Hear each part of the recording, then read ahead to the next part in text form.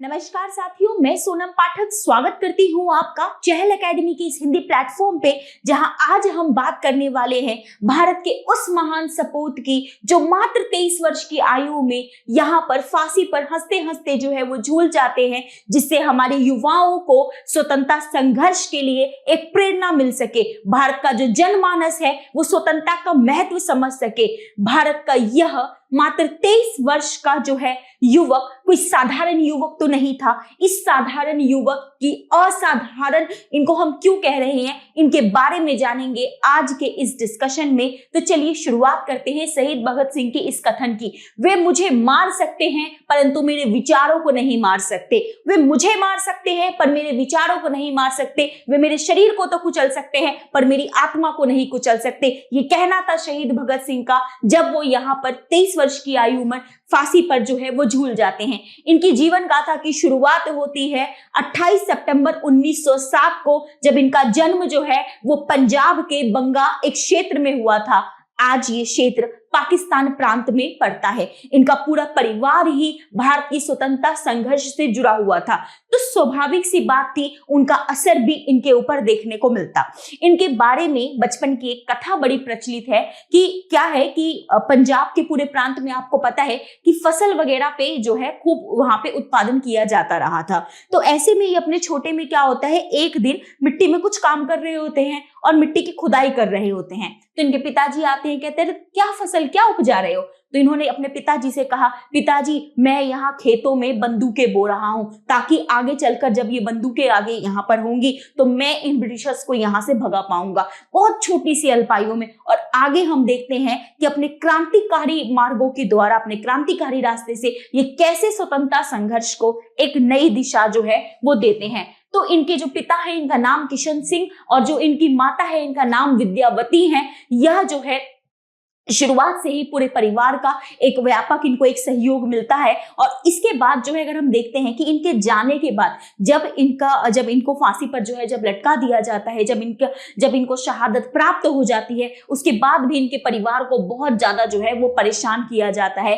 परंतु बावजूद इनके जो है इनका परिवार आगे चलकर भी जो है वह स्वतंत्रता में इनके जो योगदान है उसको निरंतर आगे बढ़ाता रहते हैं। जैसे इनके भाई कुलविंदर सिंह जो है कुलवीर सिंह जो है वो कम्युनिस्ट पार्टी जो है वो ज्वाइन कर लेते हैं और यहाँ पर जो है जो बाकी पूरी फैमिली है वो इनकी गाथाओं को आगे बढ़ाने में सहायक जो है वो रहती है।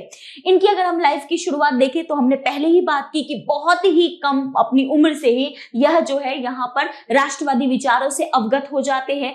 इसमें इनका सबसे बड़ा जो योगदान है वो इनके पिताजी का ही रहता है। जाहिर तौर पर जब यहाँ पर जलियांवाला बाग हत्याकांड होता है तो आपको पता है कि जलियांवाला बाग हत्याकांड 1919 वो पूरे देश को वो जो घटना थी वो स्तब्ध कर देने वाली घटना थी। और वह घटना इन्हें भी व्यक्तिगत तौर पर बहुत ही ज्यादा प्रभावित करती है। और आगे चलकर आपको पता है कि जब भारत में 1928 में साइमन कमीशन आता है तो साइमन कमीशन में लाठीचार्ज के द्वारा भारत के एक और महान सपूत लाला लाजपत राय जी की मृत्यु हो जाती है। तो ऐसे में ये जो है यहाँ पर उससे बहुत ज्यादा जो है व्यथित होकर कहते हैं कि सैंडर्स जो है उसको भारत के इतने जनसामान्य जो नेता है उसको ऐसे यहाँ पर क्या होना चाहिए था, इस तरीके से जो है उसको नहीं मारा जाना चाहिए था, तो उससे ये बदला लेते हैं। दूसरा सबसे बड़ी बात ये है कि ये जो है इनका पूरा जो ध्येय होता है, इनका जो उद्देश्य होता है वो होता है समाजवाद की तरफ, राइट ना, कि भारत में क्या हो कि समाजवाद जो है, सामाजिक समानता जो है सुनिश्चित हो पाए।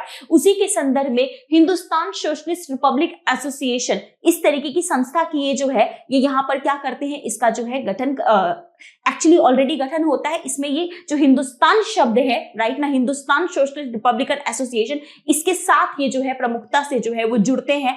और इसी के संदर्भ में ये कई जो है वो प्रयास जो है इसके ये जो संस्था है ये ना केवल समाजवादी विचारों के अलावा क्रांतिकारी जो है गतिविधियों को भी जो है अंजाम देती है। इसी के संदर्भ में 1929 में दिल्ली में केंद्रीय विधानसभा में जो है वो यहाँ पर ट्रेड डिस्प्यूट बिल के विरोध में जो है वहां पे जाकर ये बम विस्फोट करते हैं। ये जो बम होते हैं इसका उद्देश्य किसी को नुकसान पहुंचाना नहीं होता, अपितु इसका जो मुख्य उद्देश्य होता है वो ये होता है बहरों को सुनाना, राइट ना। वो चाहते तो यहाँ से भाग सकते थे, परंतु उन्होंने वो यहाँ पर रहते हैं और अपनी गिरफ्तारी देते हैं। क्योंकि इससे पहले ना एक धारणा बड़ी प्रचलित होती जा रही थी, वो धारणा ये थी कि जो क्रांतिकारी जितने भी हमारे यहाँ पर जो क्रांतिकारी नायक थे, ठीक है, वो जब इन गतिविधियों को अंजाम देते थे उसके बाद वो तो वहां से चले जाते थे, लेकिन उसका अंजाम जो है वो आम लोगों को भुगतना पड़ता था। जो सरकार होती थी वो आम लोगों के साथ यहाँ पर जो है उनका उत्पीड़न करती थी। तो ऐसे संदर्भ में कोई यहाँ पर अब क्रांति के लिए या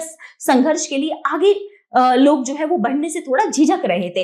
तो ऐसे संदर्भ में जो जनमानस है वो झिझके ना, उनके मन में कोई इस तरीके की भावना ना जाए, वो भी स्वतंत्रता संघर्ष में अपनी बढ़ चढ़कर भागीदारी दे, इसलिए ये आगे चलकर अपनी गिरफ्तारी देते हैं। और इस गिरफ्तारी के बाद ये इस चीज का जो है यहाँ पर जो है सो वो गिरफ्तारी देने के बाद भी किसी भी तरीके से यहाँ पर ब्रिटिशर्स से जो है वो कोई भी दया या कुछ भी ऐसा कोई वो लेने से इनकार कर देते हैं। ठीक है, फांसी मिलेगी मिलेगी, मेरा मेन उद्देश्य क्या है कि मेरा मेन उद्देश्य है कि जो मेरे जो भारतीय जनमानस है, जो मेरी भारतीय जनता है, वो अपने अधिकारों के प्रति उनकी चेतना बढ़े। और वो अधिकार, वो स्वतंत्रता केवल राजनीतिक स्वतंत्रता की बात नहीं है। देखिए, इनका ये कहना था कि राजनीतिक स्वतंत्रता एक तरफ है, लेकिन सबसे बड़ी यहाँ पर जो है वो आर्थिक स्वतंत्रता। और ये विचार उनमें आते कहाँ से हैं? ये विचारों से वो प्रभावित होते हैं। हम बात करें तो Karl Marx, Lenin, Kartar Singh Sarabha, इन सब के विचारों से ये बड़ा जो है वो प्रेरित होते हैं और इन्हीं के संदर्भ में जो है वो इन युवाओं को जो है वो संदेश जो है देते हैं। जेल में भी इस संदर्भ में बहुत सारे जो है रेफरेंसेस लिखते हैं। 23 मार्च 1931 वो टाइम है जब इनको जो है वो फांसी पर लटका दिया जाता है और यह जो है इन्हें शहादत जो है वो मिल जाती है। और ये जो इनकी शहादत है ये पूरे देश के लिए जो है वो क्या है, यहाँ पर पूरे देश में बलिदान और बहादुरी का हमारे लिए प्रतीक बन जाती है कि कैसे ये जो एक युवा व्यक्ति जिसके सामने आगे पूरा जीवन है, वो अपने जीवन को किसी भी दिशा में ले जाके कुछ भी कर सकते थे, वो इस देश के लिए, इस देश की स्वतंत्रता के लिए फांसी को कैसे स्वीकार कर लेते हैं।